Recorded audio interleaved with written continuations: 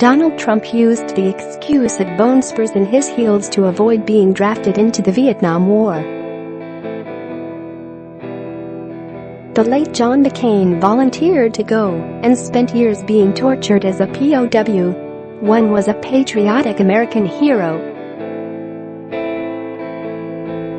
The other is small and mean. Ask yourself this: could the current president of the United States possibly survive 5.5 years of beatings and torture in a dirty, dark cell in a Vietnamese prison?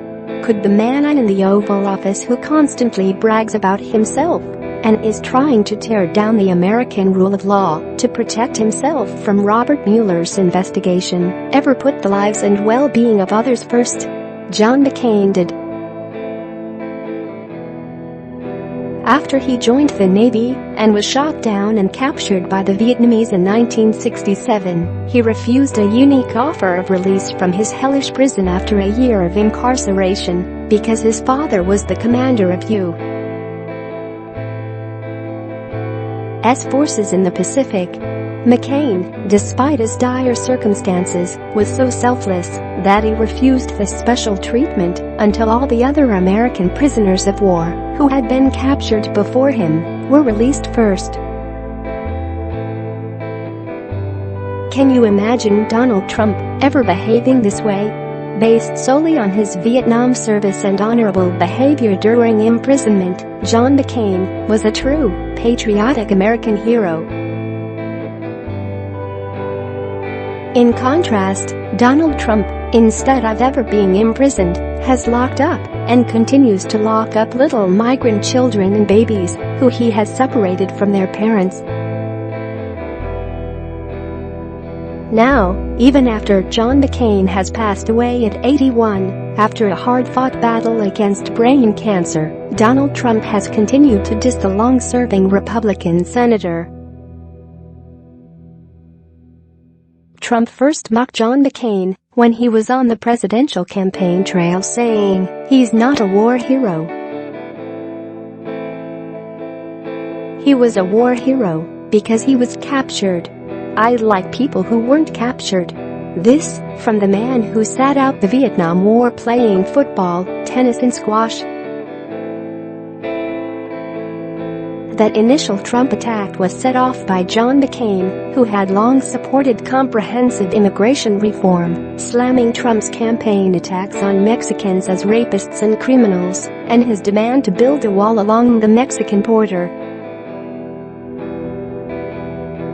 McCain denounced Trump's bigoted insults and wall plan for firing up the crazies. The feud escalated throughout Trump's presidency.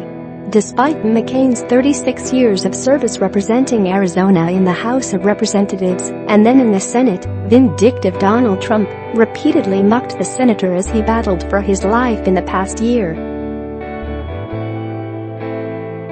He couldn't get over his fury with McCain for casting the decisive no vote against killing Obamacare. McCain refused to take health care away from millions, and the president has been enraged ever since. Trump childishly mocked McCain's infamous thumbs down sign on the Obamacare repeal at multiple rallies of his loyal supporters. After McCain's sad death on August 25, heartless Trump refused to issue a presidential statement honoring the accomplishments of his dedicated public servant, despite the pleas of the White House aides, according to the Washington Post, instead posting a terse tweet. My deepest sympathies and respect go out to the family of Senator John McCain. Our hearts and prayers are with you, he wrote. Basically, the standard tweet he has used for the multiple victims of mass shootings since he has taken office.